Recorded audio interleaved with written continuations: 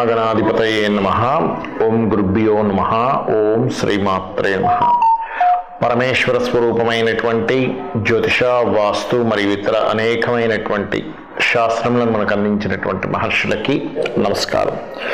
హయగ్రీవ హయగ్రీవ హయగ్రీవేతి యో వదేత్ తస్య నిస్సరతే వాణి జహ్నుకన్యా ప్రవాహవత్. అరుణాం కరుణాతరంగితాక్షీం ధృతపాశాంకుశపుష్పబాణచాపాం అనిమాదిభిరావృతాం మయూకైః అహమిత్యేవ విభావయే భవానీం. శ్రీమాత్రే నమః. ప్రేక్షకులకి ఆ లలితాంబిక అమ్మవారి యొక్క అనుగ్రహం పరిపూర్ణంగా కలగాలని మనస్ఫూర్తిగా కోరుకుంటూ మనం ఈరోజు చెప్పుకోబోయేటువంటి ఈ క్రోధినామ సంవత్సరంలో ద్వాదశ రాసుల వారికి ఆదాయము, వ్యయము, రాజ్యపూజ్యము, అవమానము ఏ విధంగా ఉంది, మరి అలా ఉన్నప్పుడు అవి అలాగే అనుభవించాలా, వాటిని మనం ఏదైనా మన సంకల్పంతో, ఒక మంత్రంతో, దానంతో మార్చుకోవచ్చా, మార్చుకునే మార్గం ఎలా ఉంది, అదేవిధంగా ఈ క్రోధినామ సంవత్సరంలో ప్రపంచవ్యాప్తంగా ఎటువంటి ఫలితాలు ఉన్నాయనేటువంటిది కూడా ఆఖరిలో చెప్తాను. సో మనం ఒక్కొక్క రాశి పరంగా మనం చెప్పుకుంటూ వెళ్దాం. అయితే మనకి ఇక్కడ ఏంటంటే ఈ గ్రహాలు ఏవైతే ఉన్నాయో మనం సంవత్సర ఫలితాలు చెప్పేటప్పుడు మేజర్ ప్లానెట్స్ని మాత్రమే తీసుకుంటాం. అంటే ఏవేవి? రాహువు, కేతువు. కాలానికి కారకుడు రాహువు, మోక్షానికి కారకుడు కేతువు, జీవుడికి కారకుడైన గురువు, కర్మకు కారకుడైన శని.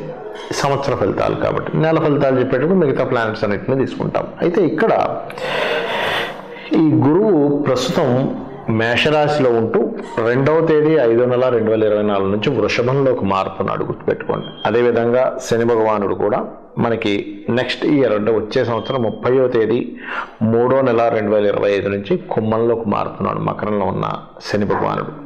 అయితే ధనుర్లగ్నము ధనస్సు రాశి. ధనస్సు రాశి వారికి కనుక తీసుకుంటే ఈ సంవత్సరం ఆదాయము, వ్యయము, రాజ్యపూజ్యం, అవమానం పంచాంగంలో ఎలా ఉంది అని చెప్పి చూసుకున్నట్లయితే ధనస్సు వారికి 11, 5, 7, 5 అంటే ఏమిటి? 11 ఆదాయం ఉంటే వ్యయం 5 ఉంది, అంటే మంచి బ్యాలెన్స్డ్గానే ఉంది, నో ప్రాబ్లం. అంటే మనకి ఆదాయం పెరుగుతుంది, ఖర్చు తక్కువగానే ఉంది. So no need to worry, దేని గురించి ఏం టెన్షన్ పెట్టుకోవాల్సిన లేదు. అలాగే ఈ సంవత్సరం ఆదాయం వేటి ద్వారా ఎక్కువగా ఉంది అని చూసుకుంటే భూముల ద్వారా, విదేశాలకు వెళ్ళడం ద్వారా, software related apps, software related developments చేసుకోవడం ద్వారా, ఆన్లైన్ ద్వారా చేసేవి అంటే షేర్ మార్కెట్ కాదు, బాగా అర్థం చేసుకుని షేర్ మార్కెట్ కాదు, ఆన్లైన్లో మనం ఏదైనా ఒక వస్తువు అమ్మడం, కొనడం ద్వారా, వీటి ద్వారా మీకు ఆదాయం పెరుగుతుంది అని చూపిస్తుంది. So no need to worry. ఇక ఇక్కడ రాజ్యపూజ్యం, అవమానం కనుక తీసుకుంటే 7, 5గా ఉంది. అంటే 7గురు మనల్ని మెచ్చుకుంటే అవమానించే వాళ్ళ సంఖ్య 5. సో ఇది కూడా కొంతవరకు తక్కువగానే ఉంది. So no need to worry ఈ విషయంలో. మరి మిగతా అంశాలు ఏమిటి అని చెప్పి చూసుకుంటే కనుక కొద్దిగా దశమంలో కేతు ఉన్నందుకు మీరు ఏదైతే ఉద్యోగ సంబంధించిన విషయంలో తొందరపాటు నిర్ణయాలు తీసుకుని మానేయడమో మారడమో చేస్తూ ఉంటారు. ఇది పర్టికులర్గా జాగ్రత్త వహించండి, చాలా జాగ్రత్త వహించాలి. 3లో శని ఉన్నందుకు మన ప్రయత్నాలు ఫలిస్తాయి, అందులో ఎటువంటి సందేహం లేదు. అలాగే చేసే ఇన్వెస్ట్మెంట్స్ కూడా సరైన ఇన్వెస్ట్మెంట్స్ అవుతాయి. ఎందుకు? 12వ స్థానాన్ని గురువు మే నుంచి చూస్తున్నాడు గురువు.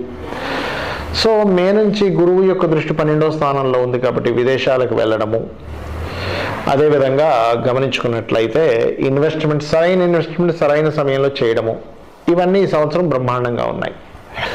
అయితే మరింత నాకు గోచార గ్రహాలు ఓకే, మనకి క్రోధినామ సంవత్సరం ఇలా చూపిస్తుందండి, కాకపోతే నా జన్మజాతకంలో బలం తక్కువగా ఉందండి ఈ ధనం కోసం అని అనుకునేటువంటి వారికి ఏం చేసుకోవాలి అంటే, ముఖ్యంగా మీకు దగ్గరలో గణపతి ఆలయం కనుక ఉన్నట్లయితే గణపతి ఆలయానికి వెళ్ళి అక్కడ కూర్చొని మొట్టమొదటిగా కొంచెం ఒక గణపతిని తలుచుకొని కాసేపు లలితా సహస్రనామాల్లో ఓం నవవిద్రుమ బింబశ్రీ న్యక్కారి రతనచ్చదాయై నమః ఈ నామం చేసుకోండి, మీరే చూస్తారు.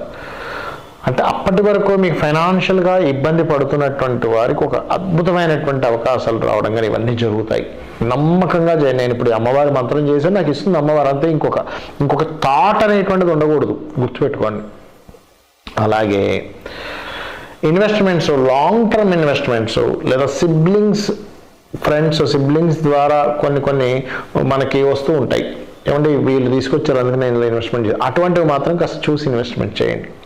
ఎందుకంటే శని దృష్టి కూడా ఉంది 12వ స్థానం మీద, 3వ అధిపతి అయ్యాడు కాబట్టి ఆ విషయంలో కొంచెం జాగ్రత్తగా ఉండండి. శనివారాలు ఇన్వెస్ట్మెంట్ చేయకండి, గురువారాలు చేయండి, బాగుంటుంది. ఇక మరొక విషయం ఏంటంటే ఈ సంవత్సరం మీకు కొద్దిగా ప్రాపర్టీస్ కొనుగోలు చేయడానికి, విదేశాల్లో ప్రాపర్టీస్ కొనుగోలు చేసి అక్కడ ఏదైనా పిఆర్ పర్మనెంట్ రెసిడెన్స్ అవ్వడానికి చాలా అనుకూలంగా ఉందండి, అందులో ఎటువంటి సందేహం లేదు.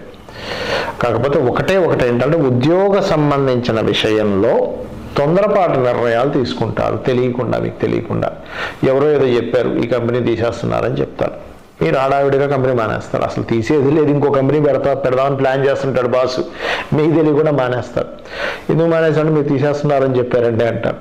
కాబట్టి ఇక్కడ మీకు బాస్కి మధ్యవర్తి ఎవరైనా ఉండి మిమ్మల్ని ఏదైనా మిస్గైడ్ చేస్తున్నాడా ఈజ్ మోస్ట్ ఇంపార్టెంట్. సాఫ్ట్వేర్ వాళ్ళకి కొత్త ఉద్యోగ అవకాశాలు వస్తాయి, కొత్తగా ఏదైనా స్కిల్స్ నేర్చుకొని, ఇవాళ రేపు మనకి ఏఐ ఆర్టిఫిషియల్ ఇంటెలిజెన్స్ కొత్త ఇవి వస్తున్నాయి, అవన్నీ ఎవరెవరైతే చక్కగా నేర్చుకొని డెవలప్ చేసుకుంటారో వాళ్ళకి మంచి అవకాశాలు వస్తాయి ఫ్యూచర్లో, ఈ పర్టికులర్గా ఈ ధనుసు రాశి వారికి. అయితే ఇక్కడ మీరు మరి ఈ సంవత్సరం మొత్తము కూడా చేయవలసిన దేవతారాధన ఏమిటి? దశమంలో కేతు ఉన్నాడు కదా, గణపతికి ఎక్కువగా చేయండి, ముఖ్యంగా పెద్దవాళ్ళు. మరి ఇంకా చదువు సమయంలో ఉన్నారండి, రాహుగ్రహం దగ్గర దీపారాధన చేయండి. విద్య కోసం విదేశాలకు వెళ్ళి విద్యాభ్యాసం చేయడానికి అనుకూలించేటువంటి సమయం. మీరు నిత్యము చేయవలసిన దేవతారాధన మాత్రం లక్ష్మీ నృసింహస్వామి యొక్క కరావలంబ స్తోత్ర పఠనం చేయండి, అన్ని విధాలా బాగుంటుంది. మరి ఈ క్రోధినామ సంవత్సరంలో భౌగోళికంగా దీన్ని ముండేన్ ఆస్ట్రాలజీ అంటారు. అంటే బయట పరిస్థితులు ఎట్లా ఉంటాయి, క్రోధి అంటే క్రోధములు, ఒకరి మీద ఒకరికి విద్వేషాలు కోపాలు పెరిగేటువంటి గ్రహస్థితి నడుస్తుంది. ఆల్రెడీ ఫిబ్రవరి నుంచి ప్రారంభం అయిపోయింది అనుకోండి, ఇదేదో ఒక్క రోజునామ సంవత్సరం వచ్చేటప్పుడే అని కాదు, ఫిబ్రవరి నుంచి ఇప్పుడు గ్రహస్థితి అనేది స్టార్ట్ అయిపోయింది. ఎందుకంటే ముఖ్యంగా గొడవలకి కారకుడైనటువంటి కుజుడు శత్రుగ్రహాలతో శత్రు రాసులతో సంబంధాలు కలిగి ఉంటున్నారు. అంటే ఏమిటి, ఈ యొక్క క్రోధినామ సంవత్సరం కంటే ముందే కుజుడి యొక్క సంచారం మకరం నుంచి ప్రారంభమై రవితో కలుస్తూ దాని తర్వాత మనకి కుంభంలో ఉండేటువంటి శనితోని, దాని తర్వాత మీనంలో ఉండే రాహుతోని, వీటన్నిటిని క్రాస్ చేసుకుని వెళ్తున్నాడు కుజుడు. దీనివల్ల ఏమిటి, రాజులకి కొంతవరకు ముప్పు, అంటే పెద్ద వాళ్ళు కొన్ని కారాగార సంబంధంగా వెళ్ళవలసిన పరిస్థితి రావడం. ఎందుకు అంటే ఇక్కడ శని రవి, ముఖ్యంగా రాజులకు కారకుడైన రవి మన శనిని రాహుని దాటుకొని వెళ్ళాలి. అంటే ఏమిటి, పెద్ద పోస్టులో ఉండేటువంటి వారు కావచ్చు, సీఎంలు కావచ్చు, మంచి రాజకీయ నాయకులు కావచ్చు, ఎవరైనా సరే కొంత జైలు పాలయ్యేటువంటి యోగము, లేకపోతే వాళ్ళకి బాగా అవమానం కలిగేటువంటి విషయాలు, ఎక్స్పెక్టేషన్స్ అంతా తారుమారు అయ్యేటువంటి విషయాలను కలిగింపజేస్తాడు, ముఖ్యంగా రాజుల విషయంలో. ఒకటి. రెండవది, రాజుల మధ్యన గొడవ, అంటే ఏదైనా కొద్దిపాటి యుద్ధ వాతావరణము.